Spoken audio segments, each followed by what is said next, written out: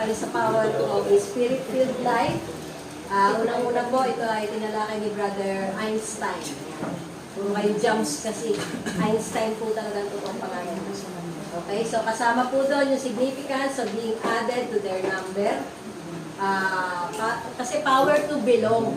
Okay, so hindi po tayo grasshopper Christian na pag ayaw dito, tatalon sa kabila. Kundi dapat po, meron po tayong isang pamilya na patuloy pong we belong. At naka-join po kayo sa anumang mission po ng church na yon. Tapos, God's church, His family on earth, at being sure that you belong and are joined to God's family on earth. Hindi po sa membership form na pipilapan nyo, kundi yun pong talagang kabahagi kayo in the spirit. At si Sister Bina naman po, yung the power to be connected to the brethren. So, hindi lang kayo member ng church, kundi kasama po kayo, connected kayo sa brethren. Kaya nga po may small group tayo, at by next week po ay mararanasan nyo yun na heterogeneous youth. Ibig sabihin, magkasamang lalaki at babae. Then isang grupo po ng nanay at isang grupo ng tatay.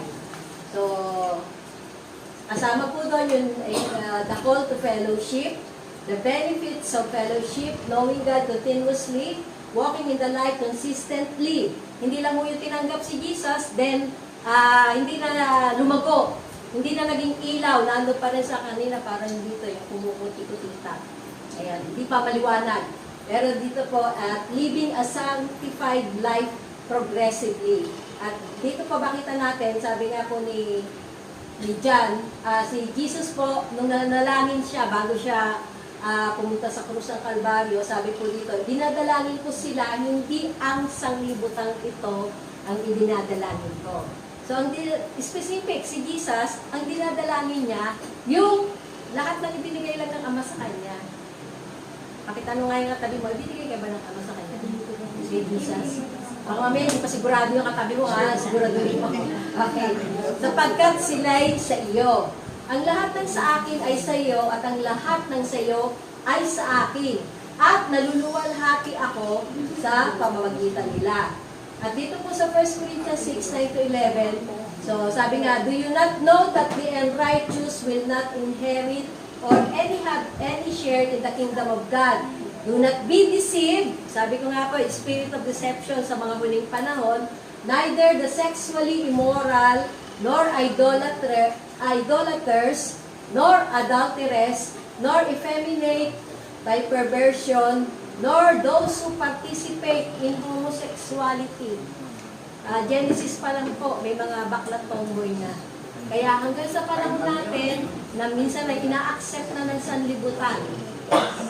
Pero paano nyo po i-handle pagka mayroong mga homosexual o yung LGBT? Paano nyo i-handle? Okay lang yan. Mahal ka ng Diyos. Okay lang yun.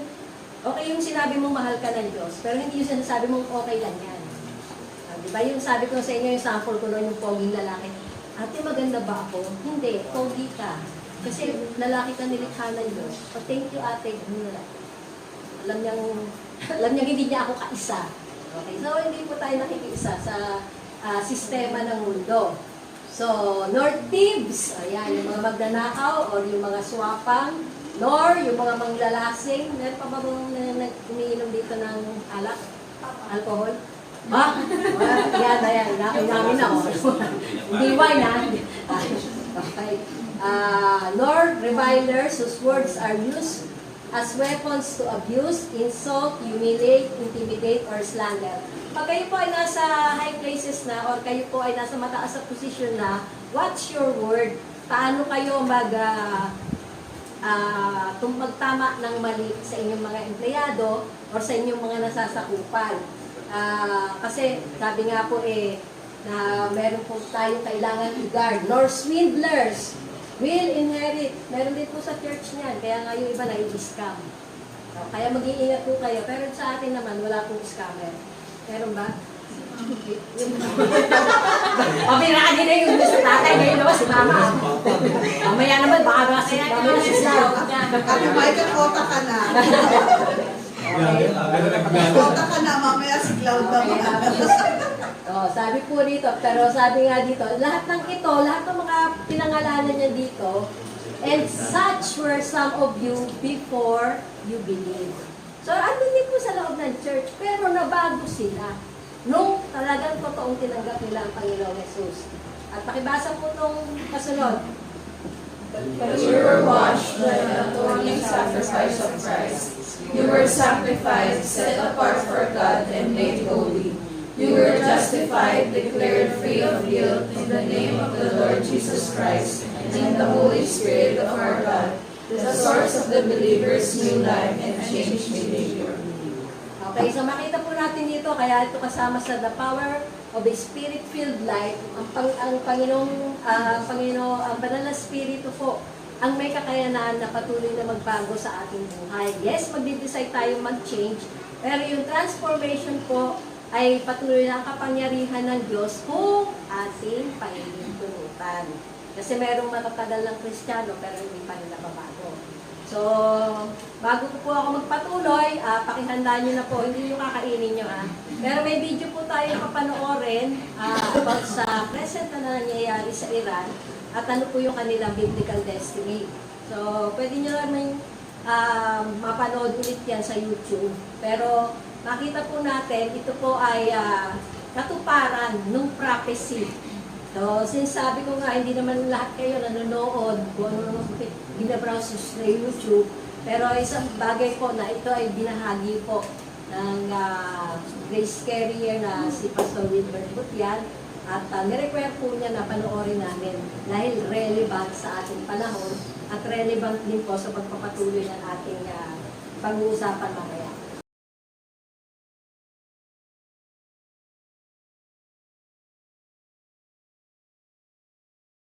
So, nakita po natin yung, kung nagbabasa po kayo, yung Bible reading natin, lalo na sa Kings, yung po mga sinabi dito, may unawaan nyo. At patuloy na sa biyaya po ng Panginoon, makita natin na kung paano nga, sabi nga yung ginamit ang Iran na Persia dati sa pagbagsak o yung ginagamit. Pero hanggang ngayon, ay kung may time na tumigil, pero nagpatuloy pa rin ngayon. Pero yung isa pong tumingin mo sa akin dito, yung kabagan pa rin ng Panginoon sa mga nagbabalik loob sa Kanya. Yung mga nagsisisi at patuloy pong, sabi nga hindi pa natin alam at hindi ko pa alam kung aabutan pa natin yung pitong taon na pabababaan ng apoy. Yan. Para po mapuksa yung mga, yung pa lamang di ba, pinupuksa na yung mga nuclear weapon ng Iran. So, hindi pa po natin alam kung ano yung mangyayari. Pero, sabi nga po, lahat ng prophecy na nasa Bible ay mangyayari sa panahon ng Panginoon. Kaya dapat po, ever ready tayo. So, yan. Dikita ko. Ay, binigilinom din. Okay. So, dahil hindi po natin kita pare-pareho, sabi nga po, ang vision po ng church, hindi nung malinaw ang mata, gayong basahin ko. We are a strong, faith-building community of believers, serving God and the people in our sphere of influence. Okay. So, bawat isa po sa atin may sphere of influence. At kung saan kayo nilagay ng Panginoon, saang lugar kayo, saang school kayo, saang trabaho kayo, yun po yung sphere of influence nyo dahil yun, nasa business kayo, dahil yun po yung ini-spend nyo most of your time. Kaya po hindi na tayo magpupunta ng mga mission field kung hindi naman tayo pinapupunta ng Panginoon dahil nasa mission field na tayo. At yun pong mission natin is to express passion for God, Compassion for people by building relationships, conducting focused evangelism and intentional discipleship that will build the members' character and sense of purpose and mobilize them to serve God in their sphere of influence. Okay, so yung pong mga disciple, naging disciple na, magiging discipler naman. So hindi po mananatiling mga believer, kundi yung pong sila mismo yung aabot dun sa kanilang person na sphere of, kasama sa sphere of influence nila. So, tuloy na po tayo ngayon sa ating pong pagpapatuloy ng The Power to Embrace Apostolic Doctrine. Kaya pinakita ko muna po sa inyo yung video para maunawaan po natin yung Unpacking the Apostolic. Pakibasa po, Acts 2:42. They devoted themselves to the apostles' teaching and to the fellowship, to the breaking of bread and to prayer. So last Sunday po, tinalakay ko ni Sister Mina na ito yung pillars na kung saan yung pong apostles' teaching, fellowship, breaking of bread, at yung pong pananalangin. Kaya salamat po na may mga nadadagdag sa ating family altar. Although yung iba wala pa rin picture. So, isang biyaya po ng Panginoon na sabi nga nasa 1,984 days na sa pulong nag-pandemic. Dahil kasama po sa layunin ng pandemic, inipon din ng Panginoon ang bawat pamilya. Kaya po, concern ng Panginoon ngayon sa mga pamilya. At sabi nga po, immediately after they were added to their number, the Holy Spirit empowered them to, sabi nga po, devote themselves to the apostles' teaching, sa NIV version po yan, and continue steadfastly to the apostles' doctrine. So, yung pong makita natin na hindi lang po basta naging tinanggap lang si Jesus, kundi nagpapatuloy, hindi humihinto. Dahil po progressive ang revelation ng Panginoon, kaya kinakailangan din po natin magpatuloy. So, without being filled with the Holy Spirit, you cannot continue steadfastly in the things of God, especially today where so many things can easily get our attention. So, kaya nga po minsan, hindi ba sa mga churches, yung iba may mga hawak ng cellphone. Hindi mo alam kung nagte-take note o may nagbabrowse o naglalaro. Yan. So, kasama na po yun na hindi po nagiging focus sa pagsamba sa Panginoon at pakikinig ng kanyang salita, kundi po pansarili pa din yung kanilang ginagawa kung sila po ay naglalaro at nagbabrowse lang. So those who are filled with the Holy Spirit will surely change their priorities. At to devote yourself to the apostles' teaching will require most of your time. Bakit? Dahil po unawain mo, hihintayin mo yung revelation, at patuloy po na nangungusap ang Panginoon sa anuman pong kaparaanan na kanina nga habang nakikita ko na dahil binago ko yung ayos, kaya katulong ko po yung Pasko at Reynaldo family kanina. Yan. Maganda yung may katulong na mas bata dahil mas malaki sila. At yung pong pagsunod na kasi nung last Sunday na nandun ako sa likod, nakita ko yung problema na hindi mahirap basahin pag nasa likod. Dahil yung tama ng araw, yung liwanag. Kaya pinasubukan ko muna po yung ganyang pwesto na naka-side view kayo. Okay, so yun po. At kanina habang tumutugtog dito si Cloud, na may hawak na notebook, kasama po yun sa training, na sa uluhin yung chords. Yan. At yung pong transition. Kasi sabi ko nga nung panahon po namin nila Pastor Erwin, talagang yung ano tawag dito? Yung sasaulo ng chords. Although meron kaming notebook, yung chord chart noon, pero yung kaya mong tugtugin, yung anumang music. Halimbawa kanina, kung pinatugtog ko si Cloud ng Pure Heart, kaya mo. Buti mo ko yan.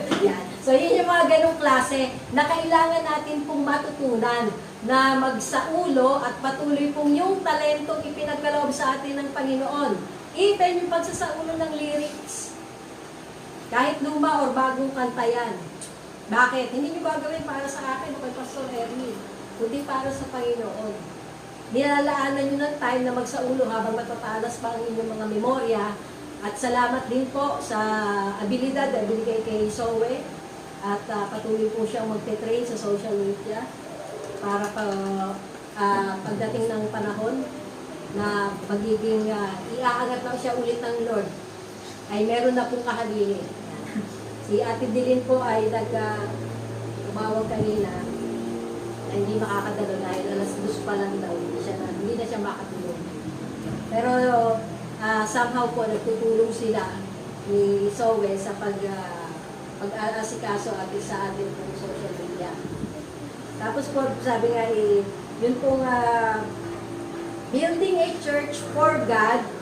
Ito po ay sa tulong ni Dr. William Boone na building yung apostolic legacy of the house. Building a church for God is never the same as building the church of God. Okay, magkaiba po yun. Kasi pwede tayo mag-build ng church na para sa Panginoon. Yan. Na hindi naman niya pinabibuild. Pero dito po, maunawaan natin, ang church po, yung mga taong tinubos ng Panginoon. Hindi po building. Kaya kahit sasabihin natin doon sa guard, pagka tinanong tayo, saan po ang punta nyo? Diyan po sa church. Sinasabi po pala nila, doon kayo sa church. Sabi, sa church kami. Dahil yun ang pananaw nila eh. Pero yung po pinakalo natin, fellowship natin, bilang mga mananampalataya. At hindi po tayo mananatiling tayo-tayo lang. Kaya, welcome po kay Tyra at nandiyan ulit si CJ na inalagaan ni Jane. Nag-aalagaan sila ni Jane. Yan. Okay. Alis na ba? Hindi pa. Okay. So, sabi nga po, the church that God is building is mindful of legacy transfer. Hindi lang po yung nagtatransfer tayo ng mga property sa mga magiging susunod po sa atin, sa mga anak natin. Pero sabi nga, usually, ang property ay naipapasa lang po sa immediate family. Pag ikaw ay anak, pwede mo ipasa sa iyong magulang. Pero sabi ko nga kanina, po, pharmacist ng RMC na nakatira doon sa Lancaster. Sabi niya, yung nung pandemic, namatay yung isang kasamahan namin, si Kuya Lino, napabanggit na rin mo ng ate ko, kilala niya yung ate ko. Wala nga nang mana, pinagre-retire na siya, kaya lang ayaw niya at 62, nagka-COVID. Walang natanggap ang pamilya. Wala naman na siyang nanay, binata. Kaya huwag kayo mamamatay ng binata. Hindi. Wala pong natanggap, dahil sabi ko, hindi mo pwede sa kapatid. Hindi, pag binata talaga, magulang lang. Ang pwedeng tumanggap. Ano ko sa government, wala nagtatrabaho sa inyo sa government. Okay. So, yun po yung banggit niya. So, wala lang po natanggap. Hindi sa na-enjoy niya yung retirement benefit niya. Ayun. So, there is continuity in her from generation to generation. At may isang bagay po na makita natin na hindi po magtatapos sa atin, kundi may mga kasunod pa po. Kung di pa darating si Jesus, siguro baka apunan natin or kaapu-apuhan pa natin. Kaya po yung mga next generation ng mga leaders ay patuloy na po natin inire-raise up. So she thrives on the purpose and mandate of God for her, and she knows the very reason for which she has been built in the first place. Kaya nga po, binalikan ko po yung ating vision and mission na makita natin na hindi na natin kailangan nagawin dati yung mga dati natin ginagawa dahil malinaw na po sa atin. Sino yung mga taong pinaabot sa atin ng Panginoon at iba-iba po yan. Dahil iba-iba tayo ng person of influence.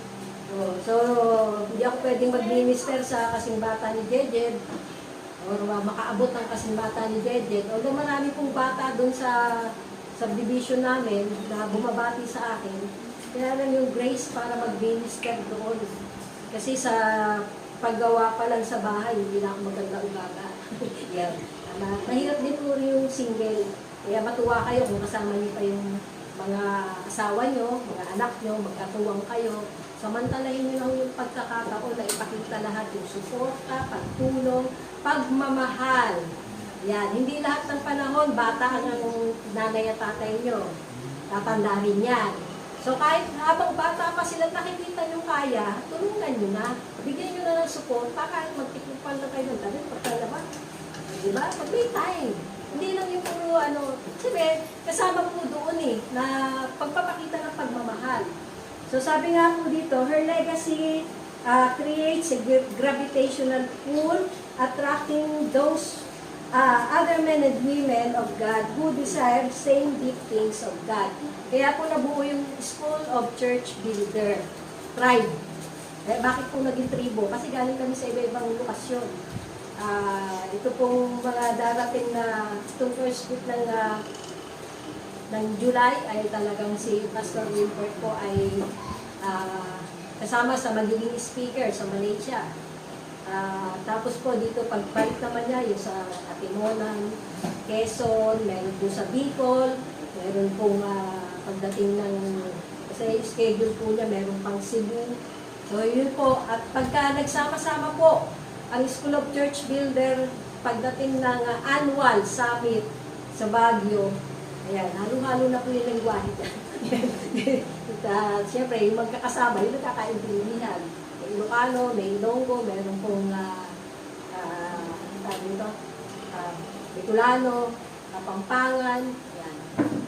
At may Tagalog din naman. Yan.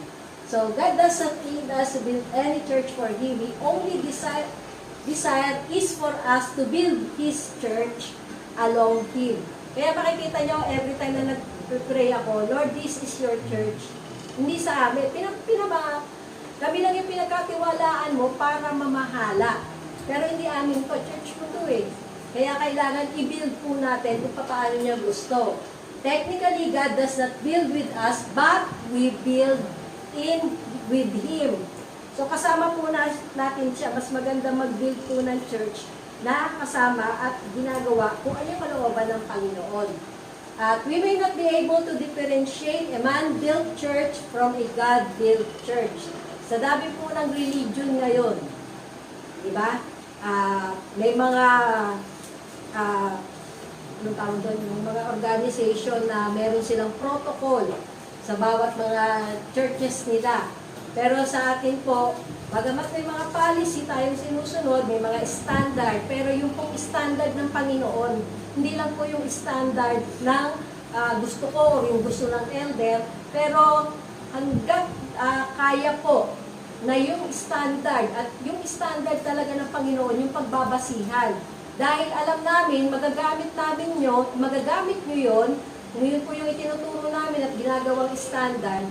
Kaya katulad yan, nakakatuwa na nakumbinsin mo ba, Pastor, o inassign mo yung tatlong mag-aayos dito. Dahil dinatnan ko na sila eh. Yun yung Pasqua at Reynaldo. Yan, kasama na yon. At least mas bata-bata kaysa yung ayun. Kasama po yun. Mas maganda po yun. Hindi si Nanay Glo, dahil maulan, no? Diba? Pero nandiyo si Nanay Glo, ang ating senior na mga manggagawa. Yan. Hindi lang pala senior, 70 plus na si Nanay Glo. Parang hindi. Yan. Bonus na. So kung paano po sinabi ng Panginoon, but rest assured, God knows those who are His. Kung sino po yung sa Kanya. Sabi po dito sa John 17, 9-10, pakibasa po.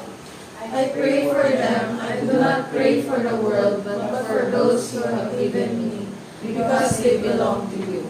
And all things that are mine are yours, and all things that are yours are mine, and I have glorified in them. Okay. Yung tanong, is Jesus glorified in your life? Hindi ko po kayo husgahan, bawat isa sa atin na makakasagot sa tanong yan. Nag-glorify ba ang Panginoon? Tinanong niyo na ba, Lord? Lord, nag-glorify ka ba sa buhay ko? Lord, nasusunod ko ba yung gusto mo? Lord, nasusunod ko ba yung sinabi mo? Or baka naririnig ko lang, pero hindi naman ako nagre-respond doon ng tama, doon sa mga sinasabi mo. Kasi nga po, yung kapangyarihan ng Holy Spirit sa atin, the moment na nangusap ang Panginoon, alam mong tinig na yun eh. Lord, susundin ba kita kumikit? Pag sinabi sa iyo, di ba? Pag sinabi sa iyo, sundin mo. So, the church that Jesus built knows how to activate kingdom resources. Sino po nagreklamo dito sa mga may sasakyan? Taas na naman ang gasolina. Presyo ng gasolina. Ano ba yung mga balita? Hindi pa naman tumataas yung presyo ng, ewan ko yung mga namamalengke. Tumasa ba yung presyo ng mga binibili mo? Hindi pa. Tumasa rin. Kasi hindi ako namamalengke. Bumili ko yan pag tumasang fuel, halos lahat tumataas. Okay. Pero pag titignan mo hindi naman, kumbaga may mga stock pa yung mga yan. Mag-pisa din ako. Oo, mag-pisa. So, yan. So, Hindi naman kayo kasama sa nagpalit na nagpapuntang agad. Kasi kumbaga, anong dapat pong ginagawa ng mga may sasakyan? Prepare na kayo. Kasi simula nung maggera, dapat andun na agad yung kaisipan nyo, ay baka, o talagang totoong magtataas. Dahil sabi nga ni Brother Jambo, talagang domino effect. So kasama na po yun, na ina-anticipate natin na mangyayari sa mundo, pero piniprepare na po, nakaprepare na dapat tayo. Okay? Tapos mag-roll back, konti, tapos tataas na naman ulit. So taas baba lang yan. Masahin na kayo. So, ang church po, she grows from stature to stature. In the spirit po ito. Yung ating lagay sa spirit and from glory to glory. And she will grow from strength to strength down the generation through legacy transfer. Ang tanong ko, may transfer ba kayong legacy? Isang pamilya, anong legacy ang maitatransfer sa inyo ng inyong mga magulang? Anong legacy na maitatransfer nyo sa inyong mga apo? O pag naging magulang kayo, di sa anak nyo pa rin, anong legacy? So dito po, makita natin sa Apostolic and Prophetic Foundation. Pakibasa po. And his appearance changed dramatically in their presence, and his face shone with heavenly glory, clear and bright, like the sun, and his clothing became as white as light. And behold, Moses and Elijah appeared to them, talking with Jesus. Next, sa yung English po. Therefore thus says the Lord God, behold, I lay in Zion a stone for a foundation, a tried stone, a precious cornerstone, a sure foundation. Whoever believes will not act hastily. Ephesians 3:5-27.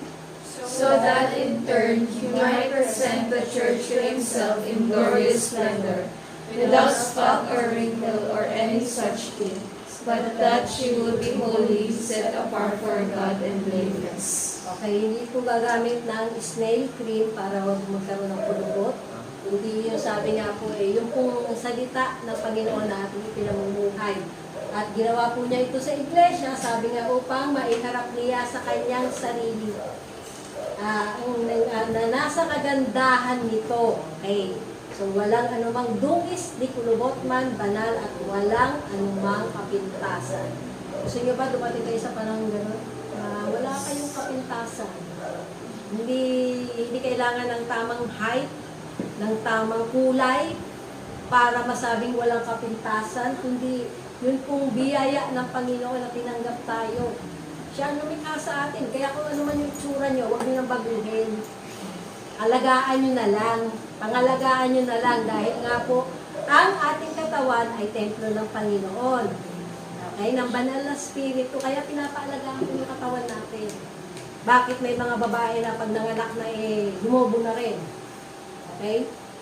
Bakit naman yung iba nananatiling slim? Jeans. Pag-jeans ka pa doon. Okay. Hindi mo excuse. Okay. So kasama din po yun na kahit yung mga kapatid ko pag pinagmamasdan ko, bakit ako na lang yung nananatiling payat? Saan sila ako nagdoble talaga yung mga taba? Pare-pare naman kami sila nagkaroon na lang din ng diabetes. Pero yun na nga, sabi ko dahil sa pagkain at even po yung sabi ko nga yung kinuha ng Lord na si Pastor Cyrus, nung makita ko po sa Baguio, hindi ko mamasabihan na mag-diet siya. Pero sabi ko nga, sobrang malaki yung kanyang body build doon po sa kanyang height. Buti na papanotin yung Kuya Jambo yung kanyang healthy, very good, health conscious na yan. So, 1 Corinthians 3:11, Tagalog. Sapagkat wala ng ibang pundasyong maaaring ilagay maliban sa nilagay na walang iba kundi si Jesus Christus. Okay. So, the church that God is building has two foundations. Kaya ko po pinapanood sa inyo. They are the apostolic and prophetic foundation. So, kitang-kita nyo po na nangyayari na sa panahon natin yung ipinrapisay pa noong panahon ni Ezekiel, ni Daniel, and even yun pong mga kinabukasan nyo, alam na ng Panginoon. Nakita nyo yung istorya ni Esther o si Hadassah. na kung hindi siya humakbang, patay silang lahat ng mga Hudyo. Pero nakita nyo, yung nangyari naman kay Haman na nagplano kung paano pararangalan yung taong nagligtas sa hari noon. Akala niya siya yun. Pero binigay po kay Mordecai. So, yung inihanda naman niya para mamatay si Mordecai, siya yung umani noon. So, maganda po na makita natin na yung kung lahat ng nakasulat sa Bible na propesiya, mangyayari po yun sa panahon na itinakda ng Panginoon. So, in order to understand the dimension of the foundation, we need to refer back to the Transfiguration. When Jesus, the cornerstone, ito po nung time na inihahanda ko, yung PowerPoint, isang bagay po, ang pinagdaanan po nating church ay Jesus the Cornerstone Church. So, tapos ngayon, noong 2003, na nagparehistro po ng panibago, naging Jesus the Faith Builder. So, yung po mula sa Cornerstone, naging Faith Builder o naging builder, yun po yung makita natin na ina-accomplish ng Panginoon para po sa kanyang church. So, Jesus the Cornerstone transfigured before His disciples. So, hindi yung lahat ng disipulo, tatlo lang po yan. God brought Moses and Elijah back to appear together with Him. At makita po natin dito, pakibasa po, Ephesians 2:20-22. Having been built on the foundation of the apostles and prophets, with Christ Jesus Himself as the chief cornerstone, in whom the whole structure is joined together, and it continues to increase, growing into a holy temple in the Lord, a sanctuary dedicated, set apart, and sacred to the presence of the Lord. In Him and in fellowship with one another, you also are being built together into a dwelling place of God in the Spirit. Okay, so dwelling place po tayo ng Panginoon in the Spirit, kasi Spirit man tayo eh. So yung Holy Spirit, makakapag-dwell sa atin, at sabi ko nga, nung last na naituro ko, pwedeng nandiyan ang Holy Spirit, pero kung hindi ka nagpapatuloy at nagkakasala siya, hindi siya makagawa. At ayaw mo namang alisan ka ng Holy Spirit. Pag dumating yung time na nakailang saway na sa iyo. Yan. May mga pagsaway kung ginagawa sa atin ng Panginoon. Ako, ilang beses na ako sasaway sa loob ng isang linggo. Yan. Alam mo, so, ang nangyayari, pag sinaway ka pa, nagre-repent ka agad at nanunumbalik sa Panginoon or sinasabi mo, hindi mo na ulit gagawin. Hindi ko na uulitin. Okay? So, yung pong makita natin na sabi nga po, built on the foundation of the apostles and prophets with Christ Jesus Himself as the chief cornerstone. So, ito po, yung tatlong alagad na tatlong alagad, ito po sina Pedro, Santiago at si Juan. So, maraming disciples si Jesus, pero may chosen 3 lang siya na isinama nung time na nag-transfigured siya at lumabas din si Moses at si Elias. Sabi dito, together they represented the church that Jesus said He was building. At yun pong Jesus represented the cornerstone, Moses represented the apostolic foundation, at Elijah represented the prophetic foundation. Kaya nga po yung God kept the places where He buried Moses. Hindi po alam saan nailibing si Moses. So, siya lang po yung nakakaalam kahit na sabi nga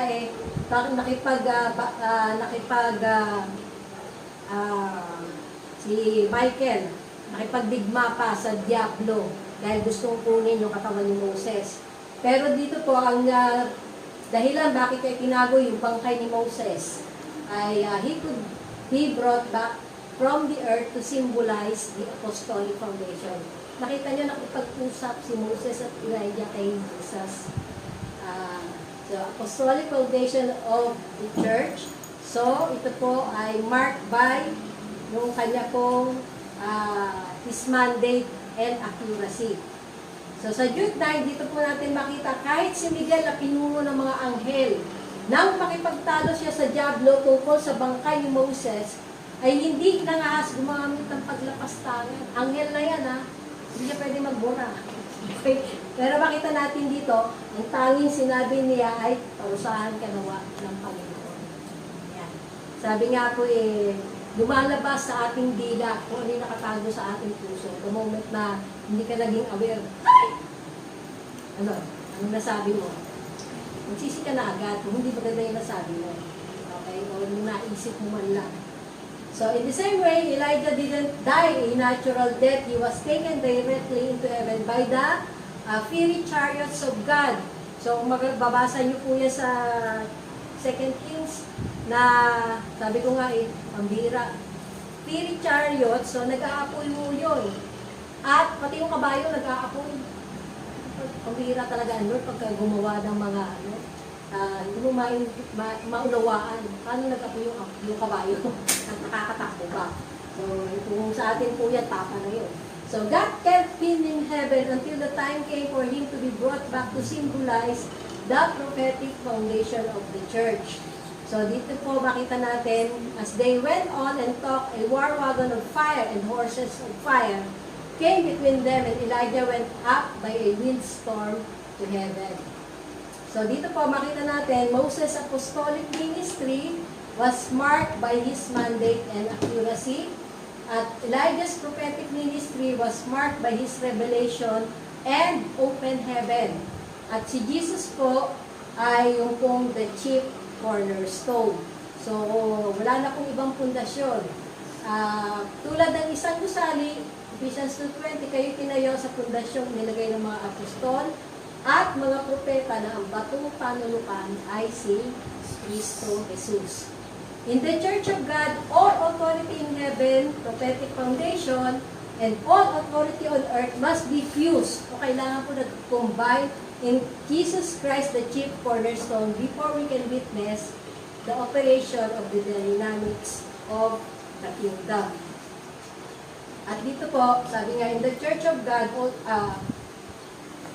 when that happens, that even the power of hell will be able to prevail against it. That is the kind of the church God is building. At isang bagay po na makita natin. Yan. So nakita na po natin yung pundasyon ng church, apostolic at prophetic foundation. So ano po ba yung apostolic teaching? Embracing kasi yung apostolic teaching. Nasa po. Apostolic teaching is a continuation of Jesus' teaching about the kingdom of God. It also includes the life, death, resurrection, ascension, ruling and reigning of Jesus, who became both Lord and Christ. It is authoritative because they were delivered personally by Jesus to the apostles.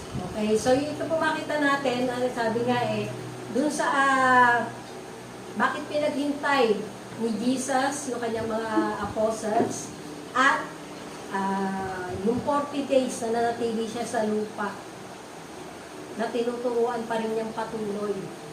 Yung mga kanyang mga apostol, mga disipulo, at makita natin, sabi nga, continuation of Jesus' teaching about the kingdom of God. Kasi nung nabuhay po siya, tungkol sa kingdom of God na ang kanyang pinipreach. Kaya po, sa panahon po natin ngayon at sa ating po kinakainan, patungkol din po sa paghahari ng Panginoon sa ating buhay. At yung gusto nila yung, kailangan muna maghari ang Panginoon sa ating buhay bago natin makantan kung ano yung nasa kaharian niya. Kaya nga, sabi ko nga kasama po dun sa kaharian niya, yung nananatili kayong payapa, kahit na anong kaguluhan sa Iran, kahit sa Israel, kahit na anong kaguluhan sa Ukraine, kahit na anong kaguluhan na pagtaas ng mga presyo ng bilihin, payapa ka, lalo na kung alam mo yung kingdom government, na hindi ka pagkukulangin ng Panginoon, ano man ang pangangailangan natin. Diba? Malaki or maliit, pero mapagkatiwalaan ka muna sa maliit. 1 Corinthians 11:23. For I received from the Lord that which I also delivered to you, that the Lord Jesus in the night in which he was betrayed took bread. Hindi naman po tayo magkukommunion. Pero sabi nga niya, tinanggap muna niya sa Panginoon. Ano ang tinatanggap natin sa Panginoon? Ano yung mga salita, values, standard, na nasa Bible na tinanggap natin na hindi pa natin pinamumuhay. Kasi nakikita ko naman, yung iba pinamumuhay na, pero may mga bagay pa na hindi pa natin na ipapamuhay. So, kailangan ma-receive nyo muna ng gusto yun, mapaniwalaan, at patuloy na mag-response ng tama. Hindi ko kayo nakikita, hindi kayo nakikita ng mga magulang nyo sa araw-araw, lalo na ngayon, pasukan na.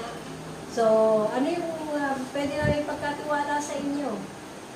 Na uuwi kayo on time, na magsasabi kayo kung hindi kayo agad makakauwi, at kung saan kayo pupunta, hindi yung, wala na silang pakialam kung saan ako pupunta. Hindi, malis ka na rin sa bahay nyo. Hindi pala gusto mo eh. Hindi ka nagsasubmit sa authority na itinakda ng Panginoon sa tahanan. Yun lang yun. Kahit hindi sabihin ng magulang mo. Kailangan ba araw-araw, magsasabi ka, nung oras ang uwi mo, kung saan ka pupunta. Habang lumalaki, dinaanan namin yan. Hindi kayo mag-alala. Alam namin yan. Na, sabi ba, laki naman nagsasabi. Lalo na si Micah, may trabaho na. Starbucks muna. Starbucks muna bago siya. So, yung mga ganong klase po. Kaya makita po natin, ano yung nireceive natin sa Panginoon na ipapamuhay po ba natin. At sa ating pong pagtatapos, sabi nga po dito, pakibase po, And Jesus came up and spoke to them, saying, All authority has been given to me in heaven and on earth. Go therefore and make disciples of all nations, baptizing them in the name of the Father and the Son and the Holy Spirit, teaching them to observe all that I commanded you. And I am with you always, even to the end of the age. lapit na ba yung end of the age? Gusto nyo bang kasama natin lagi ang Panginoon? So, dapat gawin natin yung go therefore and make disciples. Kahit isang tao lang, tutukan nyo.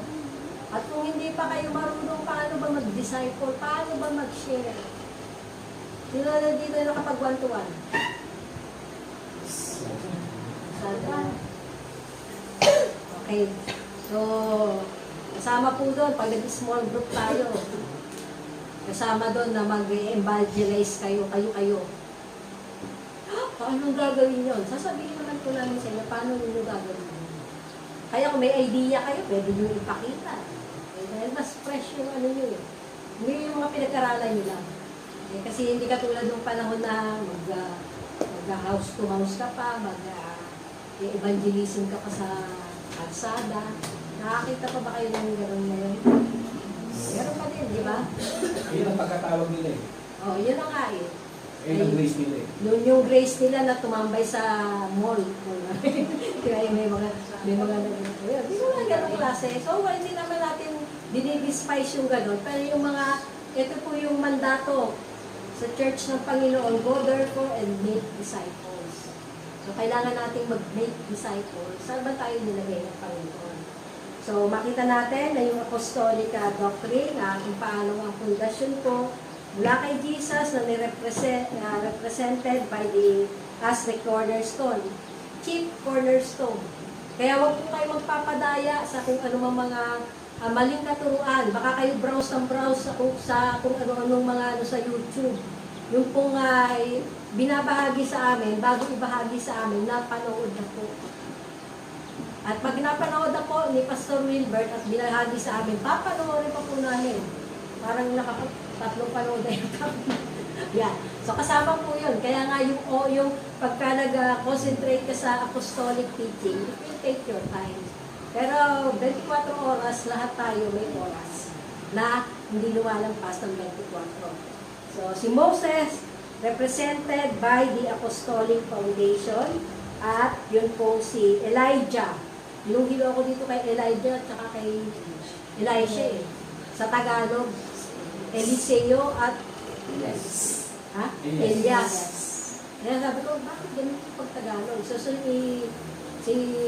Elijah, pwede kong tawagin Eliseo. Tama? Yes. Nabaliktad na ako. Yes.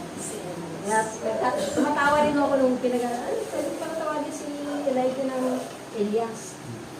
At si Elisha, Eliseo. Ayan. So yun po yung mga ganong klase. Kaya kahit mag-isa lang ako doon, yung kagalakan sa Lord, kada may niisip ko lang naman din. Pero nandun po na inire-reveal ng Panginoon kung sino siya at patuloy na i-concentrate po natin. Huwag po natin kalimutan, ano man yung kabisihan na ating ginagawa, na patuloy kong mag-concentrate po ano yung sinasabi sa akin